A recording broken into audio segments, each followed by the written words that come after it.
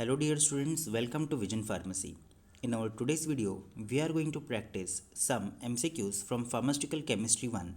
So before we start with our today's video, please do like, share, subscribe and press the bell icon for getting updates on upcoming videos. So let's begin with our today's video. The first question is, for a soluble substance, dash ml of solvent is required for 1 gram of solute, and the options given are option number A 1 to 10, option number B 10 to 30, option number C 30 to 100 and option number D 100 to 1000. So students, you know that based on number of part of solvent that is required to dissolve one part of solute, you can categorize solubility into very soluble, freely soluble, soluble, sparingly soluble, slightly soluble, very slightly soluble and practically insoluble, right? So for very soluble it is less than 1 part of solvent that is required. For freely soluble it is 1 to 10 part. For soluble it is 10 to 30 part. For sparingly soluble it is 30 to 100 part. For slightly soluble it is 100 to 1000 part. For very slightly soluble it is 1000 to 10,000 part, and for practically insoluble it is more than 10,000 part. So the right answer of this question is option number B, that is for soluble it is 10 to 30 parts of solvent is required to dissolve 1 part of solute. Okay, moving to question number 2. The question is, in expression of strength, dash is used in defining standard, and the options that are given are A grams, B liters, C percent and D milligrams. So students, you know that expression of strength in defining standard, the expression percent is used. Okay, so you have already heard that percent weight by volume, percent volume by volume, percent volume by weight, right? Percent weight by weight. So the right answer over here is option number C, that is percent. Okay, so expression of strength is percent, which is used in defining standard. Then moving to question number 3. The question is, dash is also known as proton transfer theory, and the options to this question are option number A, that is Arrhenius concept, option number B conjugated acid base pair, option number C Bronsted-Lowry concept and option number D Lewis concept. So the right answer of this question is option number C, that is Bronsted-Lowry concept. According to this concept, an acid is an proton donor whereas a base is a proton acceptor. Okay, moving to question number 4.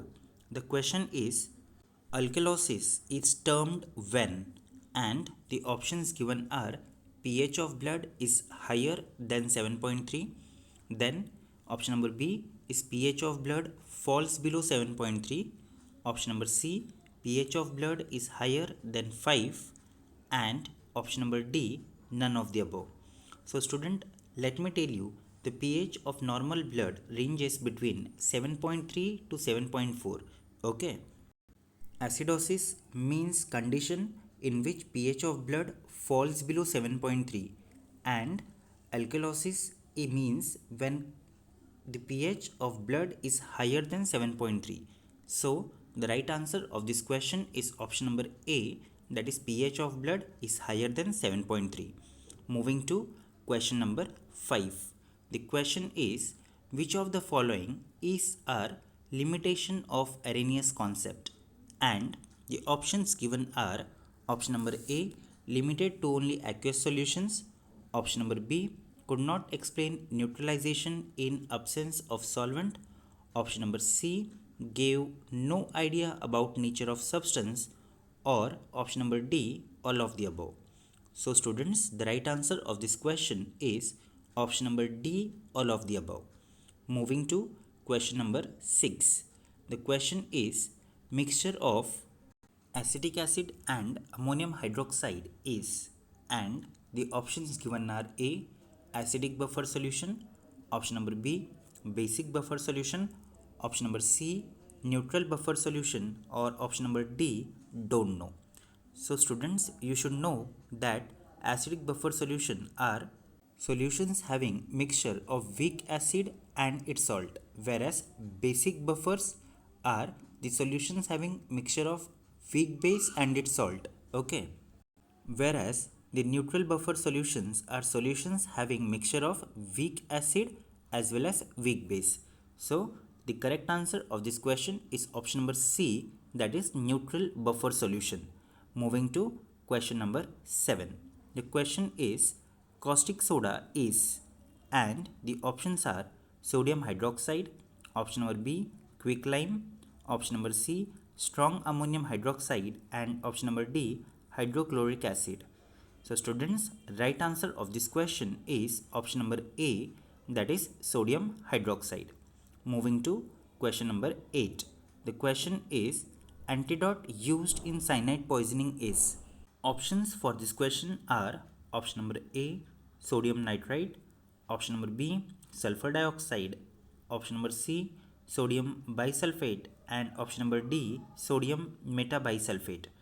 So students, the right answer of this question is option number A, that is sodium nitrite. Then moving to question number 9. The question is mechanism of action of antioxidants are, and the options are A enhance oxidation, option number B reacting with free radical, option number C both A and B, and option number D none of the above. So student, right answer of this question is option number, sorry, the answer shown here is wrong. The right answer of this question is option number B, that is reacting with free radical. Okay, so basically the mechanism of action of antioxidant include inhibiting oxidation and not enhancing oxidation. Okay, so inhibiting oxidation and by reacting with free radical. Therefore the answer of this question is option number B and not C. Okay, so C has been marked by mistake. Then moving to question number 10. The question is the concentration of hypophosphorus acid and its salt when used as antioxidant is, and the options are A 0.5%, option number B 1.5%, option number C 0.5 to 1%, and option number D 0.5 to 1.5%. So students, the right answer of this question is option number C, that is 0.5 to 1%. Okay, then moving to question number 11. The question is find the false statement, and the statements are A inhalation is used for local or systemic effect, option number B nitrous oxide is laughing gas, option number C carbon dioxide is most widely used in fire extinguisher, and option number D nitrous oxide cylinder is painted grey. So students, what do you think, what would be the false statement? So here the false statement is option number D, that is nitrous oxide cylinder is painted grey. Okay, that is false. So actual statement is nitrous oxide cylinders are painted blue. Okay, so they are blue colored. Getting, moving to question number 12. The question is ammonia solution is usually prepared by, and the options are A by Haber's process, option number B is Salveri process, option number C is ammonia soda process, and option number D is Merck process. So student, right answer of this question is option number A, that is Haber's process. Okay, moving to question number 13. The question is which inorganic compound is used as emetic, and the options are option number A ammonium chloride, option number B potassium antimony tartrate, option number C potassium iodide, and option number D potassium citrate. So students, the right answer of this question is option number B, that is potassium antimony tartrate. Okay, so it is used as emetic. Then moving to question number 14. The question is removal of the poison from body can be done by, and the options for the question are A gastric cleavage, option number B emesis induction, option number C is hemodialysis, and option number D, all of the above. So students, right answer of this question is yes, option number D, that is all of the above. Moving to question number 15. The question is, activated charcoal absorbs the poison to absorption across the intestinal wall. This is an example of. So students, the options given are option number A, physiological antidotes, option number B, mechanical antidotes, option number C, chemical antidotes, and option number D, all of the above. So students, let us first understand what are these antidotes. So physiological antidotes are the antidotes that act by producing the effect opposite to that of the poison. Okay? Whereas mechanical antidotes, they prevent the absorption of poison into the body. Whereas the chemical antidotes, they change the chemical nature of poison. Now in this case it has prevented the absorption. Therefore the right answer of this question is option number B, mechanical antidote. Students, please ignore the answer that has been shown here, all of the above. The right answer of this question is option number B, that is mechanical antidotes. Okay. Then moving to question number 16. The question is, butter of zinc is known as, and the options are zinc carbonate, option number B, that is zinc bicarbonate, option number C, zinc chloride, and option number D, none of the above. So student, right answer of this question is option number C, that is zinc chloride. Then moving to question number 17. The question is, titanium dioxide is also known as, and the options are dimethicone, option number B, that is French chalk, option number C, that is soapstone, and option number D, pigment white. So student, you know that dimethicone is synonym for silicon polymer, whereas French chalk and soapstone are synonym for talc. Okay, therefore the right answer of this question is option number D, that is pigment white. Okay, so pigment white is synonym for that of titanium dioxide. Then moving to question number 18. The question is, boric acid is, and the options are antiseptic, option number B, antibacterial, option number C, antimicrobial, and option number D, all of the above. So students, right answer of this question is option number D, that is all of the above. Okay, so boric acid can be used as an antiseptic for minor burns or cuts. Okay, it is also used in dressing, whereas it is applied in very dilute solution to wash eyes, and it acts as antibacterial or antimicrobial compound. It can be used in treatment of acne. Okay, then moving to question number 19. The question is, selenium sulfate is, and the options are bright orange powder, option number B, white powder, option number C, greenish yellow powder, and option number D, blue soft powder. So students, as per the physical characteristics, the selenium sulfate is bright orange powder. Okay, moving to question number 20. The question is, incorrect statement about zinc sulfate is, and the sentences are A, it is used as astringent, option number B, it is prepared by boiling metallic zinc with dilute H2SO4, option number C, it is stored in tightly closed metallic container, and option number D, incompatible with alkali, carbonate, and hydroxide. So student, what do you think? What would be the right answer of this question? Yes. So right answer of this question is option number B. Actually, zinc sulfate is fluorescent, therefore it should be stored in tightly closed non-metallic container, okay, and not metallic container. So therefore this is incorrect statement about zinc sulfate. Moving to question number 21. The question is, gastric acidifiers are used to dash the acidity of stomach, and the options are option number A, increase, option number B, decrease, option number C, maintain, or option number D, neutralize? So the right answer of this question is A, increase. Okay, so gastric acidifiers, they increase the acidity of the stomach. Moving to question number 22.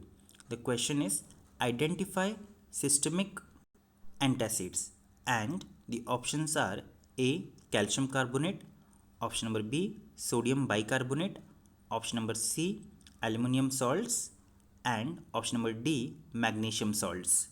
Students, first let us understand what is this systemic antacid and non-systemic antacid. So systemic antacids are soluble, readily absorbable, and capable of producing systemic electrolytic effect. Okay, and non-systemic antacid are not absorbable to the significant extent, and thus it do not exert an appreciable systemic effect. Okay, so you have to find out the systemic antacid. The systemic antacid is option number B, and rest of them are non-systemic.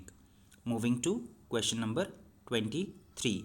The question is, alpha ray consists of a stream of, the options are A, H plus, option number B, He 2 plus, option number C, only electrons, and option number D, only neutrons. So students, here right answer is option number B, that is He 2 plus. Alpha rays consist of stream of He 2 plus. Okay, whereas gamma or beta rays, they consist of electrons. Okay, then moving to question number 24. The question is, dash has the highest penetration power, and the options are A, alpha rays, B, beta rays, C, gamma rays, and D, all of the above. So students, the right answer of this question is option number C, that is gamma rays. Basically, alpha particle has a small penetration power, whereas beta particle has large, that is 100 times more than that of alpha rays, and gamma has a very large, that is almost 1000 times that of alpha rays. Okay, then moving to last question of this presentation. The question is, atom of an element which have same atomic number but different mass number are, and the options are A, isotones, option number B, isotopes, option number C, isobars, and option number D, isomers.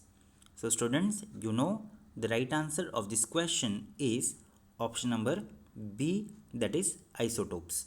Whereas isotones refers to atom of different element containing same number of neutrons but different number of total nucleons, right? Then moving to next one, that is isobars. So these are the atoms having same mass number, right, but different atomic number. They are called as isobars. Whereas isomers are the compounds that contain exactly same number of atom, but they differ in arrangement. Okay, arrangement of the atoms, that is they have exactly the same empirical formula but differ from each other by way in which the atoms are arranged. Okay, so that's all in our today's video. Thank you for watching this video till end. See you in next video soon.